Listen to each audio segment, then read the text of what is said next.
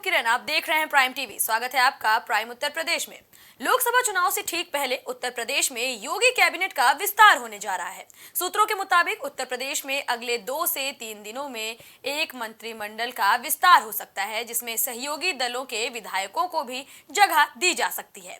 NDA के सहयोगी दल सुभाषपा प्रमुख ओम प्रकाश राजभर ने अपने लखनऊ के बाहर के कार्यक्रम को फिलहाल के लिए रद्द कर दिया है। चर्चा ये है कि इस कैबिनेट विस्तार में ओम प्रकाश राजभर, बीजेपी नेता दारा सिंह चौहान सहित आरएलडी से एक चेहरे को कैबिनेट में जगह मिल सकती है।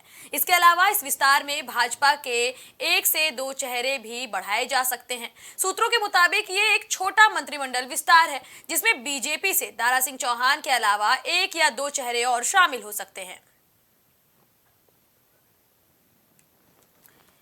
योगी मंत्रिमंडल के विस्तार को लेकर के तमाम कयास लगाए जा रहे हैं और सबसे ज्यादा चर्चा में दारा सिंह चौहान का नाम और ओम प्रकाश राजभर का नाम है, क्योंकि दोनों ही नेताओं ने कई बार इस बात का जिक्र किया है कि उन्हें मंत्रिमंडल में जगह चाहिए। वहीं ओम प्रकाश राजभर तो कई बार ऐसी बयानबाजी करते भी नजर आते हैं कि मानो अगर उन्हें जगह नहीं मिली इस मंत्रिमंडल में तो वो कुछ बड़ा ही रुख इख्तियार कर लेंगे। खबर से जुड़ी अपडेट लेकर हमारे सहयोगी वैभव हमारे साथ जुड़ रहे हैं। वैभव, जिस तरह से ओम प्रकाश राजभर का नाम सामने आ रहा है, दारा सिंह चौहान का नाम सामने आ रहा है, क्या लग रहा है कि लोकसभा चुनाव को लेकर इन दोनों चेहरों को योगी कैबिनेट में अब शामिल किया जा सकता है?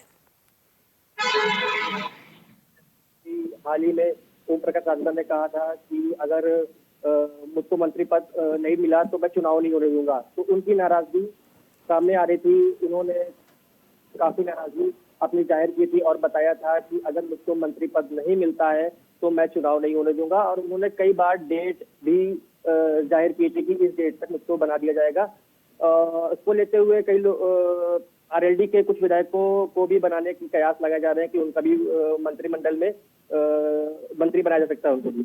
जी वैभव, क्या लगता है कि अगर ओम प्रकाश राजभर को, दारा सिंह चौहान को इस कैबिनेट विस्तार में जगह नहीं मिली तो एक बार फिर से बड़ा सियासी फेरबदल यूपी में देखने को मिल सकता है?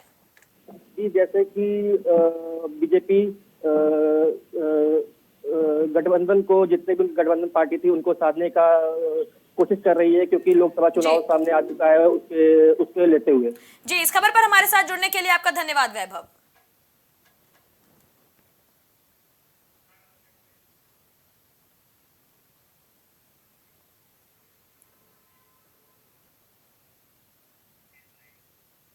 आगामी लोकसभा चुनाव को लेकर बीजेपी अपनी तैयारियों को अंतिम रूप देने में जुटी हुई है। बीजेपी जल्द ही अपने उम्मीदवारों के नामों का ऐलान कर सकती है। पहली सूची का इंतजार हर किसी को है। गुरुवार को बीजेपी आला कमान के बीच बैठकों का दौर चलता रहा, जहां एनडीए में शामिल सहयोगी दलों के साथ सीट बंटवारे को लेकर मंथन किया जाता रहा। सूत्रों के मुताबिक उत्तर प्रदेश में भी भाजपा और उसके सहयोगी दलों के लिए कितनी सीटें छोड़ी जाएंगी, इसका पूरा फॉर्मूला तैयार हो चुका है। जानकारी के मुताबिक भारतीय जनता पार्टी कुल 74 लोकसभा सीटों पर चुनाव लड़ने के लिए तैयार है, जबकि सहयोगी दलों के लिए सिर्फ 6 सीटें छोड़ी जाएंगी। आपको बता दें कि उत्तर प्रदेश में भाजपा के मुख्य सहयोगी दल निषाद पार्टी, सुभाषपा, अपना दल एस और राष्ट्रीय लोक दल पार्टी हैं और इन सभी के साथ भाजपा को सीट शेयरिंग करनी है। इसमें आरएलडी के लिए 2, अपना दल एस के लिए 2 लोकसभा सीट बीजेपी दे सकती है। इसके अलावा ओम प्रकाश राजभर की सुभाषपा और निषाद पार्टी के लिए बीजेपी की ओर से एक सीट छोड़ी जा सकती है।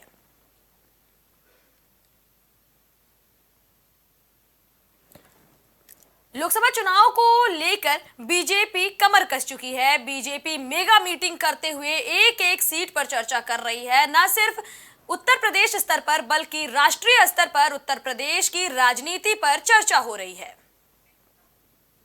बहुजन समाज पार्टी के 2019 लोकसभा चुनाव में 10 सांसद चुनावी मैदान में थे, लेकिन पार्टी के ज्यादातर सांसद इस वक्त बागी रुख दिखा रहे हैं। ऐसे में पार्टी सुप्रीमो मायावती ने सांसदों की बजाय इस बार कोऑर्डिनेटर्स को मैदान में उतारने का मन बना लिया है। बसपा अपने मौजूदा सांसदों पर विश्वास नहीं कर पा रही है। यही वजह है कि अब कोऑर्डिनेटर्स चुनावी अखाड़े में होंगे। बसपा अपने कई कोऑर्डिनेटर्स को चुनावी मैदान में उतार सकती है, जहां उम्मीद जताई जा रही है कि वाराणसी और आजमगढ़ मंडल के इंचार्ज घनश्याम चंद्र खरवार को लालगंज सीट से टिकट मिल सकता है। वर्तमान सांसद बसपा संगीता आजाद भाजपा के संपर्क में हैं। उन्होंने अपने पति के साथ सीएम योगी से मुलाकात की है। इस वजह से बसपा सुप्रीमो को अपने सांसद पर यकीन नहीं है। वहीं लखनऊ और कानपुर मंडल के इंचार्ज नौशाद अली के लिए कन्नौज सीट चिन्हित करने की खबर सामने आई है। वहीं अगर बात की जाए मेरठ और आगरा मंडल के इंचार्ज मुलाकात अली की, तो उन्हें भी मेरठ से टिकट दिया जा सकता है। झांसी और चित्रकूट मंडल के इंचार्ज लाला राम अहिरवार के लिए जालौन सीट तय मानी जा रही है, जबकि प्रदेश अध्यक्ष विश्वनाथ पाल को अयोध्या या अंबेडकर नगर से चुनावी अखाड़े में उतारने की चर्चा हो रही है।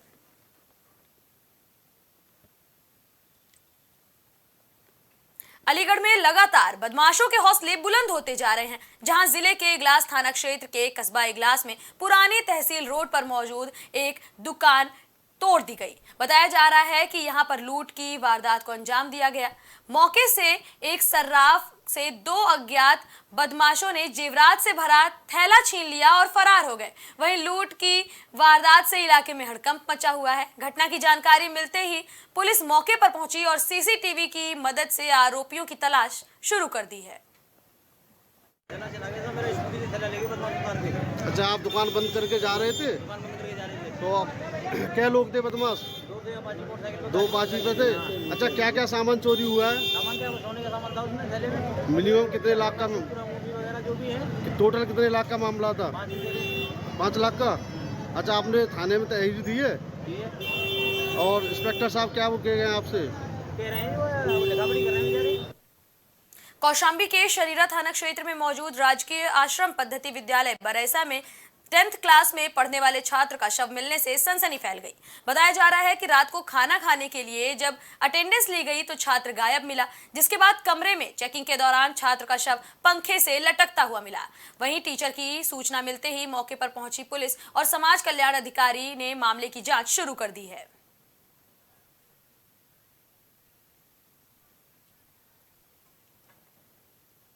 मथुरा में भाजपा किसान मोर्चा के तत्वाधान में ग्राम परिक्रमा यात्रा आयोजित की गई, जिसमें भाजपा सांसद राजकुमार चाहर ने सरकार की उपलब्धियां जनता के बीच गिनाई।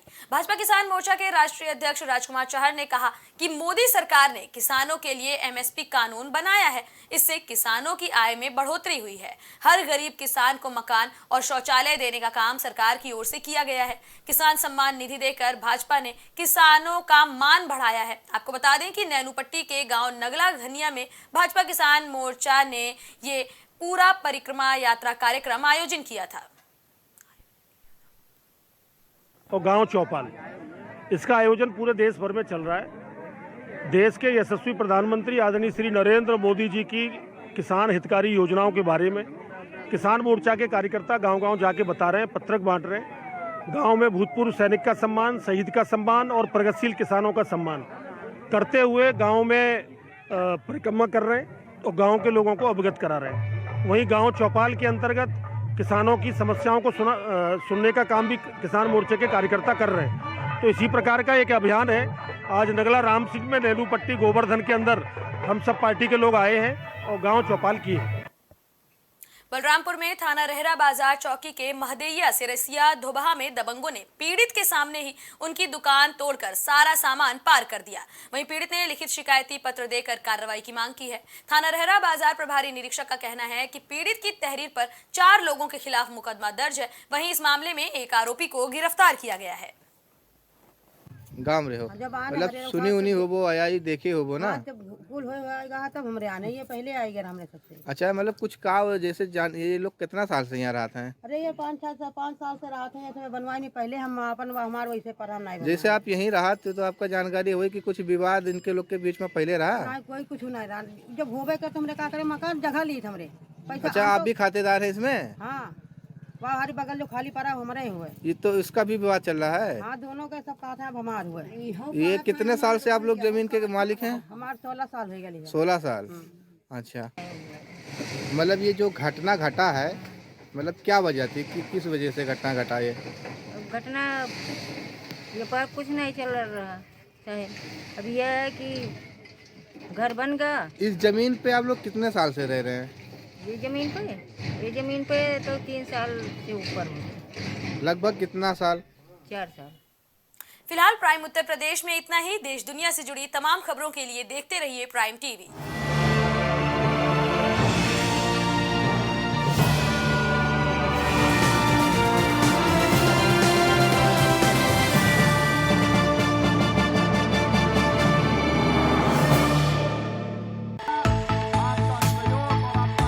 कुछ भाव पुष्प।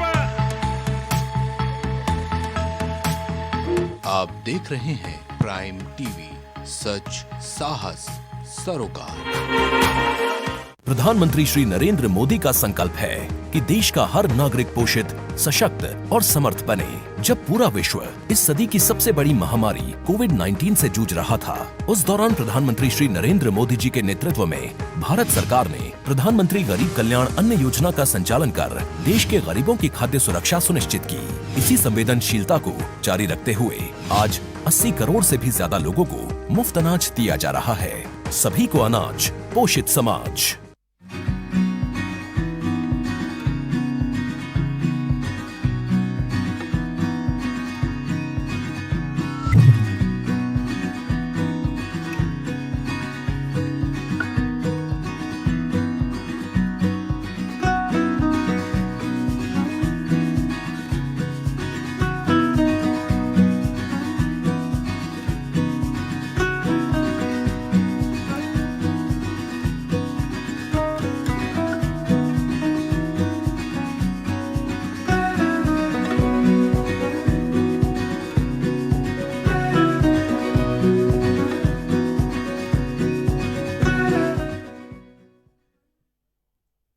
अगर आप करना चाहते हैं अपने बिजनेस को प्रमोट, तो इसके लिए आपको चाहिए होगा एक सपोर्ट। बेहतर स्क्रिप्ट, शानदार ग्राफिक्स, बेहतर विजुअल, दिखाएंगे कमाल, जानकारी पहुंचेगी जन जन तक, आपका काम करेगा धमाल। इन सभी चीजों के लिए अब ना हो परेशान। Brand promotion, motion designing and video editing, 2D और 3D animation, television telecasting, social media works, script writing जैसे कामों के लिए आज ही कांटेक्ट करें 9267925186 पर। इसी के साथ ही आप हमें जीमेल भी कर सकते हैं vikasproduction.gfx@gmail.com पर।